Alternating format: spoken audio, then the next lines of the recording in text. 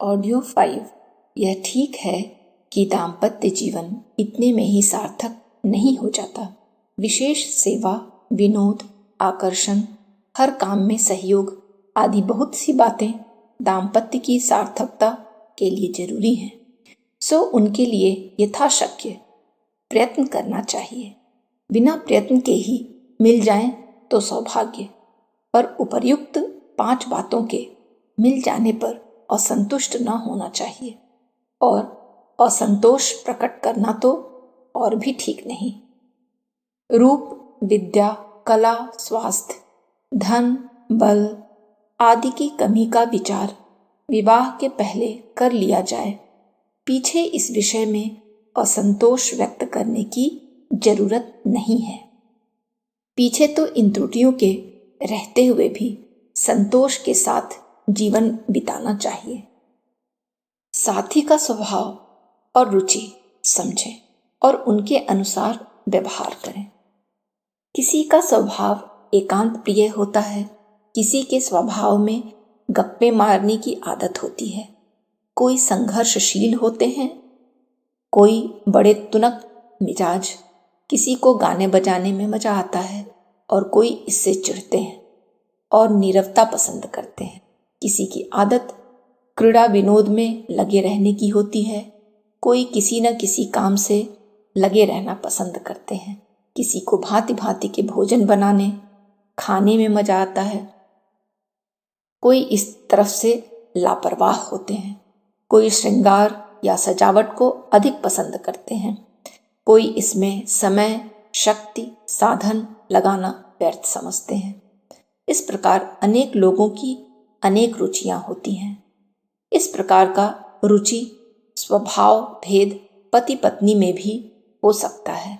ऐसी बातों को लेकर संघर्ष नहीं होना चाहिए।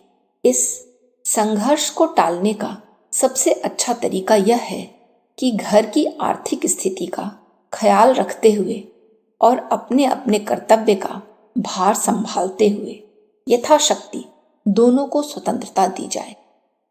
अपनी आदत ऐसी बनाई जाए कि दूसरे की स्वतंत्रता में बाधा न पड़े। अपना कर्तव्य पूरा करने के बाद अगर किसी को गाने बजाने में अच्छा मालूम होता है तो उसको उसकी स्वतंत्रता हो।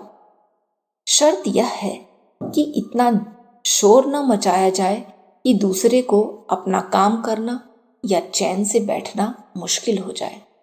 यद्यपि दाम्पत्य में नियमों की पाबंदी से ही काम नहीं चल सकता।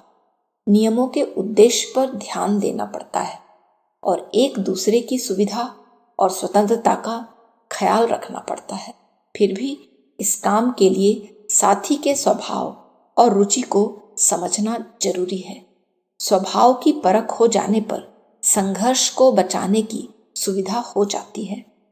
एक दूसरे की सेवा या मनोरंजन खुशी से किया जाए तभी उससे वास्तविक संतोष होता है और करने वाले को भी वह बोझ मालूम नहीं होता। घर के बाहर भी इस नियम की जरूरत है, पर दाम्पत्य में तो यह आवश्यक है। जबरदस्ती 3 साधनों की अपेक्षा 3 तरह की होती है: तन से, वचन से, अर्थ से।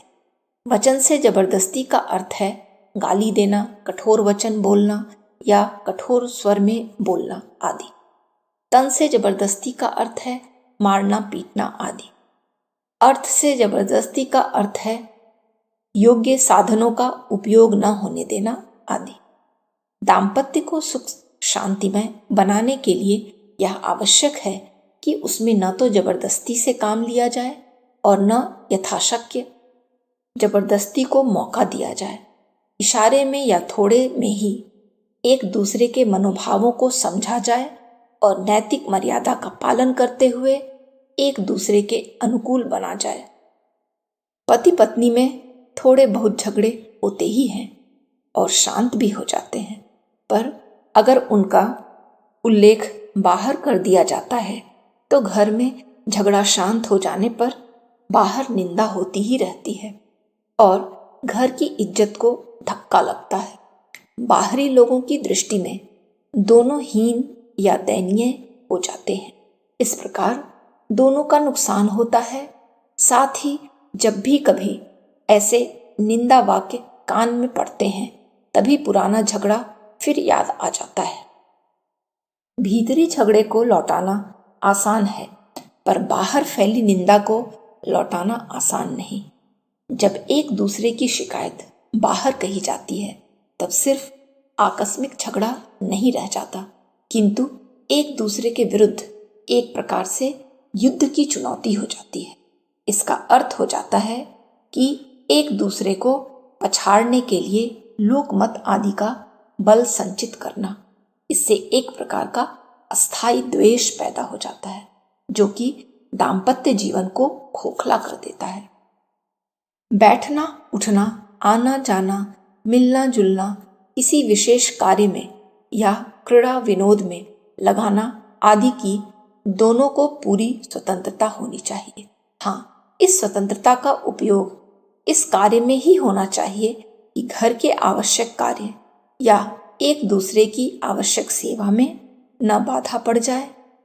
घर के और परस्पर के आवश्यक कार्य हो जाने पर एक दूसरे की स्वतंत्रता में बाधा न डालेंगे। घर के आवश्यक कार्य हो जाने पर जितने समय दोनों की रुचि हो, दोनों साथ बैठें। अगर किसी एक की रुचि दूसरे काम में लगने की हो तो उसे उसमें लगने दो। ऐसे अवसर पर तुम अकेले ही दिल बहलाने की आदत डालो। रुचि के विरुद्ध एक दूसरे को बांधने से प्रतिक्रिया होने लगती है। इससे अरुचि और घृणा बढ़ने लगती है। जब एक दूसरे में हमें अरुचि और घृणा का पता लगता है तब हमें प्रेम में संदेह होने लगता है। प्रेम में संदेह होने पर दाम्पत्य की दुर्दशा किस सीमा तक जाएगी कह नहीं सकते। इसके लिए यह जरूरी है कि पति और पत्नी दोनों ही को फुर्सत के समय एकांत में पढ़ने लिखने की या कला कौशल की